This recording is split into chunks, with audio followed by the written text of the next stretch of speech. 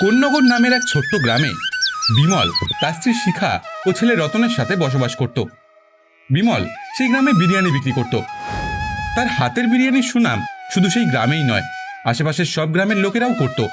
বিমলের গ্রামের বাজারে একটা বিরিয়ানির ঠেলা আছে, সেখানেই সে বিরিয়ানি বিক্রি করত। আসুন আসুন, গরম গরম চিকেন বিরিয়ানি খেয়ে যান, মাত্র 50 টাকা। বিমল ভাই, আজকে 4 প্লেট দেবেন। অবশ্যই দাদা। বুঝলে বিমল দাদা, আমি পাশের গ্রাম থেকে এসেছি। আপনার বিরিয়ানির কথা আমি অনেক শুনেছি। তাহলে আজ খেয়ে দেখুন, ভালো না লাগলে টাকা ফেরত। এত আত্মবিশ্বাস! কিছুক্ষণ পরে লোকটি বিরিয়ানি খেতে শুরু করে। আরে বাহ, এ তো অসাধারণ খেতে। বলেছিলাম না, বিমল ভাইয়ের হাতের বিরিয়ানির মতন বিরিয়ানি আর কোথাও পাওয়া যায় না। বাজারের অন্য পাশে দাঁড়িয়ে সবকিছু দেখছিল হারান। তার দোকানে তেমন কোনো ভিড় নেই। দূর, সবাই যে কেন ওই বিমলের ঠেলায় যায় কে জানে, আমি তো কিছুই বুঝতে পারি না। একজন গ্রাহক তার দোকানের সামনে দিয়ে যাচ্ছিল। এই যে ভাই, আসুন আসুন, বিরিয়ানি খেয়ে যান। আরে না না, আমি ওই বিমল ভাইয়ের দোকানেই যাচ্ছি। তা আমার দোকানে কি সমস্যা? সমস্যা নেই, কিন্তু বিমল ভাইয়ের ব্যবহারটা খুব ভালো। লোকটি চলে যায় আর হারানের মুখ রাগে লাল হয়ে যায়। ব্যবহার? আমি যেন ওনাদের ধরে মারধর করি। একদিন না একদিন ওই বিমলে সব শেষ করে দেবো আমি। সন্ধ্যায় বিমল বাড়ি ফিরে আসে। তার স্ত্রী শিখা উঠোন ঝাড় দিচ্ছিল। বিমলকে দেখে সে বলল, তুমি এসে গেছো, যাও হাত মুখ ধুয়ে এসো, আমি খাবার বাড়ছি। এরপর তারা সবাই মাটিতে বসে একসাথে খেতে শুরু করলো। আচ্ছা বাবা, তোমার একটা স্বপ্ন আছে না? কোনটা? বড় একটা বিরিয়ানির হোটেল বানানোর। আছে তো। তুমি তো প্রায়ই বলো। আমি চাই এমন একটা হোটেল হোক যেখানে ধনী গরিব সবাই একসাথে খাবে। আর দাম থাকবে 50 টাকা। অবশ্যই। আজকাল 50 টাকায় কিছুই পাওয়া যায় না। তবুও আমি রাখবো। আমি বড় হয়ে তোমাকে সাহায্য করব। তুই থাকলে আমার সব স্বপ্ন পূরণ হবে। তিনজনের মুখে হাসি ফুটে ওঠে, কিন্তু দূরে কোথাও যেন অন্ধকার অপেক্ষা করছিল তাদের জন্য। পরের দিন বাজারে আগের মতোই বিরিয়ানি বিক্রি করছিল বিমল। হঠাৎ তার মুখ ফ্যাকাশে হয়ে যায় এবং সে বুক ধরে বসে পড়ে। আহ, কি হলো? আমার বুক। সে টলতে থাকে, আরে শিগগিরই জল নিয়ে এসো তোমরা। কিন্তু তার আগেই বিমল মাটিতে লুটিয়ে পড়ে। চারিপাশে হইচই শুরু হয়ে যায়। গ্রামবাসীরা তাকে দ্রুত বাড়িতে নিয়ে যায়। ওগো ওগো, তোমার কি হয়েছে? কিছুক্ষণ পরে বিমলের জ্ঞান ফিরে আসে। আহ, আমি কোথায়? তুমি বাড়িতে? তা হ্যাঁ গো, তোমার কি হয়েছিল? বুকের বাঁ পাশে খুব ব্যথা করছে। কালই আমরা হাসপাতালে যাব। পরের দিন সকালে তারা ডাক্তারের কাছে যায়। ডাক্তার পরীক্ষা করে রিপোর্ট দেখছিল। তার মুখ ধীরে ধীরে গম্ভীর হয়ে ওঠে। কি হয়েছে ডাক্তার বাবু? রিপোর্ট তো ভালো নয়। কি সমস্যা? আপনার হার্টে একটা বড় ধরনের অসুখ ধরা পড়েছে। শিখা স্তব্ধ হয়ে যায়। তাহলে দ্রুত চিকিৎসা দরকার। কত টাকা লাগবে ডাক্তার বাবু? 1.5 লক্ষ টাকা লাগবে। একটা অপারেশনও করতে হবে। কথাটা শুনে দুজনেই চুপ হয়ে যায়। দেরি করলে কিন্তু বিপদ বাড়তে পারে। ভারী মন নিয়ে তারা বাড়ি ফিরে আসে। সেই রাতে বিমল ঘুমিয়ে পড়লেও শিখা আর রতনের চোখে ঘুম ছিল না। তারা দুজনেই চুপচাপ বারান্দায় বসেছিল। এত টাকা কোথা থেকে আসবে? মা, আমি শহরে যাব। শহরে? হ্যাঁ মা, শহরে গিয়ে কাজ করে টাকা উপার্জন করব।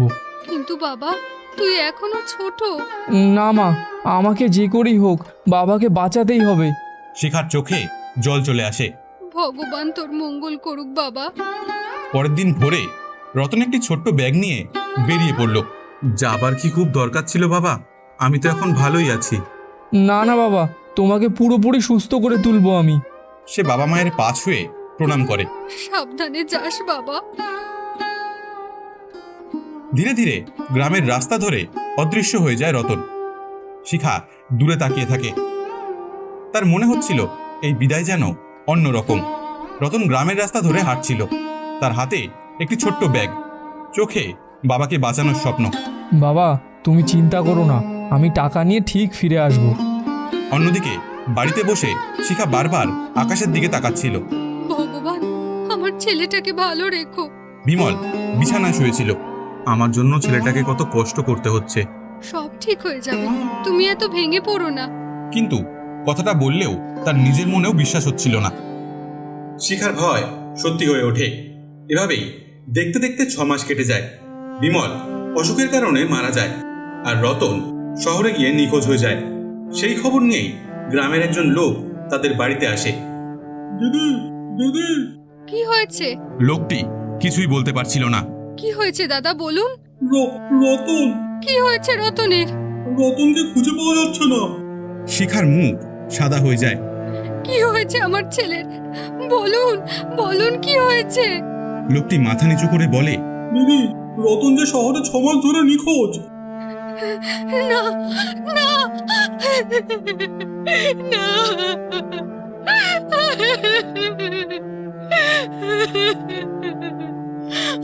আমার ছেলে, আমার রতন। শিখা চিৎকার করে কেঁদে ওঠে। শিখার কান্না শুনে গ্রামবাসীরা ছুটে আসে, কিন্তু ততক্ষণে সব শেষ। 6 মাসের মধ্যে শিখা তার ছেলে ও স্বামী দুজনকেই হারায়। তারপর সে সারাদিন একা বসে কাঁদত। এখন আমি কার জন্য বাঁচবো? আমার তো কেউ রইল না। একদিন গ্রামের স্কুল শিক্ষক জীবন কাকা তার বাড়িতে আসে। কাঁদিস নে রে মা, কাঁদিস নে। আমার সব শেষ হয়ে গেছে কাকা। না না, সব এখনো শেষ হয়নি। কি বাকি আছে? বিমলের স্বপ্ন। শিখা মাথা তোলে। স্বপ্ন? হ্যাঁ, কোন স্বপ্ন? গ্রামের মানুষকে সস্তায় ভালো বিরিয়ানি খাওয়ানোর স্বপ্ন, একটা বড় হোটেল বানানোর স্বপ্ন। শিখার চোখে জল এসে যায়। তুই যদি হাল ছেড়ে দিস তাহলে তো বিমলের স্বপ্নটাও মরে যাবে রে মা। আমি কি পারবো? তুই অবশ্যই পারবি। আমি তো শুধু বাড়ির কাজ করতে পারি কাকা। তুই হলো বিমলের স্ত্রী। বিমলকে তো আমিও ছোটবেলা থেকে চিনি রে মা। ছেলেটা কম ত্যাগ করেনি, কিন্তু কিছুই চায়নি নিজের জন্য। শুধু একটা স্বপ্ন ছিল ওর, ওই হোটেলটা। আর তুই সবচেয়ে কাছের থেকে ওকে বিরিয়ানি বানাতে দেখেছিস। সেই রাতে শিখা বিমলের ছবির সামনে বসেছিল। তুমি শুনতে পাচ্ছ? আমি চেষ্টা করব, তোমার স্বপ্নকে আমি মরতে দেব না। শিখার মনে হলো যেন বিমল তাকে আশীর্বাদ করছে। অন্যদিকে হারানের দোকানে উৎসবের পরিবেশ। এবারই জমবে মজা।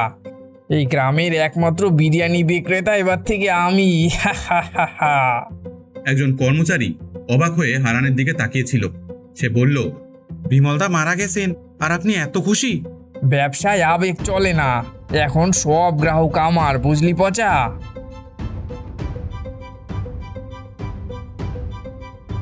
পরের দিন হারান একটি বড় বোর্ড টানিয়ে দেয়। বোর্ডে লেখা ছিল চিকেন বিরিয়ানি 200 টাকা। গ্রামবাসীরা অবাক হয়ে যায়। 200 টাকা? এখন দাম বেড়েছে। এত বেশি দাম কেন? খেতে চাইলে খাও, না চাইলে যাও। এক বৃদ্ধ গ্রামবাসী বলে ওঠে, বিমল বেঁচে থাকলে তো কখনো এমন করতো না। হারান হেসে উঠল। তাহলে যাও, স্বর্গে গিয়ে বিমলের হাতের বিরিয়ানি খেয়ে আসো। কথাটা শুনে সবাই ক্রুদ্ধ হয়, কিন্তু উপায় নেই। গ্রামে আর কোনো বিরিয়ানির দোকান নেই। দিন যেতে থাকে। হারান প্রায় প্রচুর টাকা উপার্জন করতে শুরু করলো। এক রাতে দোকান বন্ধ করে সে টাকার বান্ডিল গুনছিল। আর কয়েক মাস পরেই আমি এই গ্রামের সবচেয়ে বড় লোক হয়ে যাব। সে কল্পনা করতে থাকে কিভাবে আরো বড় দোকান বানাবে, কিন্তু সে জানতো না তার জীবনের সবথেকে বড় ধাক্কা খুব শিগগিরই আসতে চলেছে। সকালে সূর্য উঠছে। গ্রামের মানুষ প্রতিদিনের মতো বাজারে আসছে। হারান তার দোকান খুলে বসেছে, মুখে তার বড় একটা হাসি। বাহ, আজও ভালো ব্যবসা হবে। সে দোকানের সামনে দাঁড়িয়ে গ্রাহকদের জন্য অপেক্ষা করতে থাকে। হঠাৎ তার চোখ রাস্তার ওপরে গিয়ে থেমে যায়। যেখানে সবসময় বিমলের বিরিয়ানির ঠেলা দাঁড়াতো, সেখানে আজ একটা নতুন ঠেলা, আর সেই ঠেলার পাশে দাঁড়িয়ে আছে শিখা। হারানের চোখ বড় হয়ে যায়। এ কি? শিখা ঠেলার ওপর বড় বড় করে লিখেছে বিমলের স্পেশাল বিরিয়ানি, আর নিচে লেখা আছে চিকেন বিরিয়ানি মাত্র 50 টাকায়। হারানের মুখ মুহূর্তেই রাগে লাল হয়ে যায়। অসম্ভব। শিখা সাহস নিয়ে দাঁড়িয়ে গ্রাহকদের ডাকতে শুরু করলো। আসুন, গরম গরম বিরিয়ানি মাত্র 50 টাকা। এটা কি বিমলদার স্ত্রী নাকি? মনে তো তাই হয়। চলো তো দেখি। তারা বিরিয়ানি কিনে খেতে শুরু করলো। এক লোক প্রথমে মুখে দিয়েই থেমে যায়। আহ, কি হলো? এই স্বাদ একদম বিমলদার হাতের বিরিয়ানির মতো। সত্যি যেন বিমলদাই রান্না করেছে। এই কথা শুনে শিখার চোখে জল চলে আসে। সে আকাশের দিকে তাকায় আর ভাবতে থাকে। তুমি শুনছো তো? মানুষ এখনো তোমাকে ভুলে যায়নি। ধীরে ধীরে আরো মানুষ আসতে শুরু করলো। আমাকে 2 প্লেট প্যাক করে দিন। আমার 5টা। শিখা একা হাতে ব্যস্ত হয়ে পড়ে। কিছুক্ষণের মধ্যেই ঠেলার সামনে বড় লাইন পড়ে যায়। অন্যদিকে হারানের দোকান ফাঁকা, একজন গ্রাহকও নেই। হারান দাঁত চেপে সব দেখছিল। না না, আবার দেখি সব শুরু হয়ে গেল। সবাই আবার ওই বিমলের স্ত্রীর দোকানেই যাচ্ছে। দুপুরের মধ্যেই শিখার সব বিরিয়ানি শেষ হয়ে যায়। আর নেই? আজ শেষ হয়ে গেছে। আচ্ছা, কাল আবার আসবো। অবশ্যই। সবাই খুশি মনে চলে যায়। শিখা বাড়ি ফিরে দেখে আজ তার হাতে ভালোই টাকা এসেছে। সে একটা বাক্সের ভেতরে টাকাগুলো রেখে দেয়। দেখো, আজ প্রথম দিনেই সব বিক্রি হয়ে গেছে। আমি পাচ্ছি। অন্যদিকে হারানের মাথায় আগুন জ্বলছে। সে দোকানে একা বসে আছে। এভাবে চলতে থাকলে তো আমার ব্যবসা আবার শেষ হয়ে যাবে। হঠাৎ তার মাথায় একটা শয়তানি বুদ্ধি আসে। ধীরে ধীরে তার মুখে একটা ভয়ঙ্কর হাসি ফুটে ওঠে। হ্যাঁ, এটাই করতে হবে। যদি ঠেলাই না থাকে তাহলে তো ব্যবসাও থাকবে না। হা হা হা হা। আজ রাতেই ওর ঠেলায় আগুন লাগিয়ে দেব। রাত আরো গভীর হয়। গ্রামের সবাই ঘুমিয়ে পড়েছে। শিখার বাড়ির উঠোনে ঠেলাটি দাঁড়িয়ে আছে। হারান হাতে একটা জ্বলন্ত মশাল নিয়ে চুপি চুপি এগিয়ে আসে। চারপাশে নিস্তব্ধতা। সে ধীরে ধীরে ঠেলাটির কাছে এসে পৌঁছায়। এবার সব শেষ। সে মশালটি নিয়ে ঠেলার দিকে হাত বাড়ায়, কিন্তু হঠাৎ তার হাত মাঝ আকাশে থেমে যায়। এ কি হচ্ছে? সে হাত সরানোর চেষ্টা করে, কিন্তু সে পারে না। কি হচ্ছে কি এটা? সে আবারও জোরে টান দেয়, তবুও হাত নড়ে না। চারিপাশের বাতাস হঠাৎ ঠান্ডা হয়ে যায়। দূরে কুকুরেরা ডাকতে শুরু করে। হারানের কপালে ঘাম জমে ওঠে। কে কে কে ওখানে? কোনো উত্তর নেই। হঠাৎ তার সামনে একটা সাদা আলো দেখা যায়। আলোটা ধীরে ধীরে মানুষের আকার নিতে শুরু করে। হারান ভয়ে কাঁপতে থাকে। না না, এটা হতে পারে না। কিছুক্ষণ পরে আলো মিলিয়ে যায়, আর সেখানে দাঁড়িয়ে থাকে বিমল। হারানের মুখ শুকিয়ে যায়। তুমি? হ্যাঁ, আমি। আমাকে ক্ষমা করে দাও বিমল, আমি ভুল করেছি। আমাকে তুমি ক্ষমা করে দাও। বিমলের কণ্ঠ শান্ত কিন্তু কঠোর। আমি জীবনে কখনো তোমার ক্ষতি করিনি, তবুও তুমি বারবার আমার ক্ষতি করতে চেয়েছো। হারান কাঁদতে শুরু করে। আমাকে ক্ষমা করে দাও বিমল, আমি আর কোনোদিনও এমন করব না। আমি চলে গেছি, কিন্তু আমার স্ত্রী এখনো বেঁচে আছে। তার স্বপ্ন আমি ভাঙতে দেব না। আমি ভুল করেছি বিমল, আমি লোভে পড়ে অন্ধ হয়ে গেছিলাম। মানুষ টাকা দিয়ে বড় হয় না, মানুষ বড় হয় তার কাজে আর ব্যবহারে। আমি এই গ্রাম ছেড়ে চলে যাব, আর কোনোদিনও তোমাদের কোনো ক্ষতি করব না। যাও, আর কখনো অন্যের ক্ষতি করার কথাও ভাববে না। পরের মুহূর্তেই বাতাস জোরে জোরে বইতে থাকে। চোখ ধাঁধানো আলো চারিদিকে ছড়িয়ে পড়ে। আলোয় মিলিয়ে গেল বিমল। সেখানে আর কেউ নেই। হারান আতঙ্কে চিৎকার করে ওঠে।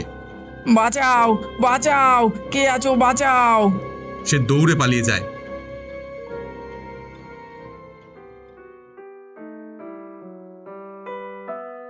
পরের দিন সকালে পুরো গ্রামে একটি খবর ছড়িয়ে পড়ে।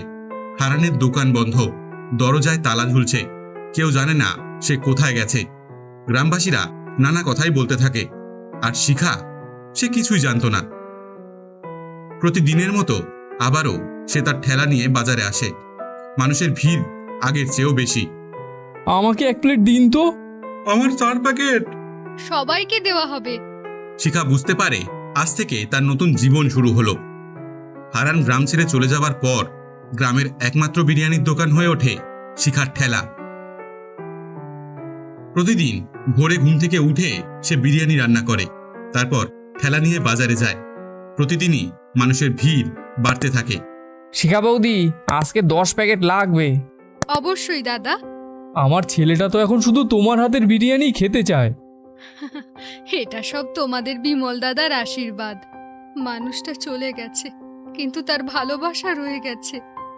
দিন যায়, সপ্তাহ যায়, মাস কেটে যায়। শিখা প্রতিদিন একটু একটু করে টাকা জমাতে থাকে। একটি পুরনো টিনের বাক্সে সে টাকা রাখত। প্রতিদিন টাকা রাখার আগে সে বিমলের ছবির সামনে মাথা নত করত। তোমার স্বপ্নের জন্য। একদিন সন্ধ্যায় জীবন কাকা তার বাড়িতে আসে। তা কেমন চলছে রে মা? ভালোই কাকা। কত টাকা জমালি? অনেকটাই। তাহলে এবার বড় কিছু ভাব। বড় কিছু? হ্যাঁ, বিমলের স্বপ্নটা কি শুধু ঠেলাই ছিল? ও তো একটা হোটেলও বানাতে চেয়েছিল। এই কথাটা শিখার হৃদয়ে গিয়ে লাগে। সেদিন রাতে সে অনেকক্ষণ বিমলের ছবির সামনে বসে থাকে। আমি কি পারবো? পরের দিন থেকে শিখার নতুন পরিকল্পনা শুরু করে। সে বাজারের পাশে একটা ছোট্ট জমি ভাড়া নেয়। তারপর সে কয়েকজন মিস্ত্রিকে ডাকে। তা আপনি কেমন হোটেল বানাতে চান বলেন তো? খুব বড় না, কিন্তু এমন হবে যেখানে সবাই বসে খেতে পারে। আচ্ছা, ঠিক আছে। কাজ শুরু হয়। আশেপাশের মানুষ অবাক হয়ে যায়। মনে হচ্ছে শিখা বৌদি সত্যি হোটেল বানাচ্ছে। আমরা সবাই সাহায্য করব। অনেকেই বিনা পয়সায় সাহায্য করতে এগিয়ে আসে। কেউ ইট টানে, কেউ বালি বহন করে, আর কেউ জল দিয়ে দেয়। একদিন শিখা সবার সামনে দাঁড়িয়ে বলে, আপনারা না থাকলে আমি কখনো এত দূর আসতে পারতাম না। তুমি একা নও বৌদি, বিমলদা তো আমাদের আপন মানুষ ছিল। ধীরে ধীরে হোটেলের কাজ শেষ হতে থাকে। অবশেষে উদ্বোধনের দিন আসে। সকাল থেকেই মানুষের ভিড় লেগে থাকে। পুরো হোটেল সাজানো হয়েছে ফুল দিয়ে। দেয়ালের মাঝখানে বিমলের ছবি লাগানো আছে। ছবির সামনে ফুলের মালা। শিখা ছবির সামনে দাঁড়িয়ে আছে। আজ তোমার স্বপ্ন সত্যি হলো। হোটেলের ভেতরে মুহূর্তেই ভিড় জমে যায়। কেউ টেবিলে বসে খাচ্ছে, কেউ পার্সেল নিয়ে যাচ্ছে। কই দিন দেখি, আমাকে 1 প্লেট দিন। আমাকে 5 প্লেট প্যাক করে দিও। স্বাদ একদম আগের মতনই আছে। শিখা ব্যস্ত হয়ে পড়ে, কিন্তু তার মুখে আজ একটা অন্যরকম হাসি। সন্ধ্যা নামতে শুরু করে। মানুষের ভিড় তখনও কমেনি। সেই সময় হোটেল থেকে একটু দূরে একটা বড় বটগাছের নিচে একজন দাঁড়িয়েছিল। মুখে তার শান্ত হাসি। সে আর কেউ নয়, সে বিমল। বিমলের আত্মা দূর থেকে সব দেখছিল। সে দেখল মানুষেরা সব খুশি, আর তার স্ত্রী আজ মাথা উঁচু করে দাঁড়িয়ে আছে। বিমলের চোখ ভিজে ওঠে। তুমি পেরেছো শিখা, তুমি সত্যিই পেরেছো। তার চোখের কোণ দিয়ে জল গড়িয়ে পড়ে। আজ আমার কোনো আক্ষেপ নেই, আমার স্বপ্ন বেঁচে আছে। হঠাৎ হোটেলের সামনে টানানো ঘন্টা টুংটুং করে বেজে ওঠে। শিখা হঠাৎ আকাশের দিকে তাকায়। তার মনে হয় কেউ যেন তাকে আশীর্বাদ করছে। তুমি কি এসেছো? দূরে দাঁড়িয়ে বিমল মৃদু হেসে মাথা নাড়ে। বিদায় শিখা, ভালো থেকো। ধীরে ধীরে তার শরীর আলোতে ভরে যেতে থাকে। আলো আরো উজ্জ্বল হয়। একসময় বিমল সেই আলোয় মিলিয়ে যায়। বন্ধুরা, আমাদের ভিডিওটি পুরো দেখার জন্য আপনাদের অসংখ্য ধন্যবাদ। কিন্তু আপনাদের মধ্যে প্রায় 98% লোকই আমাদের চ্যানেলটিকে এখনও সাবস্ক্রাইব করেননি। তাই আপনাদের কাছে একটাই অনুরোধ, দয়া করে আমাদের চ্যানেলটিকে সাবস্ক্রাইব করে আমাদের পাশে থাকবেন। এরকমই মজার মজার গল্প আমরা প্রতি সপ্তাহে আপলোড করে থাকি।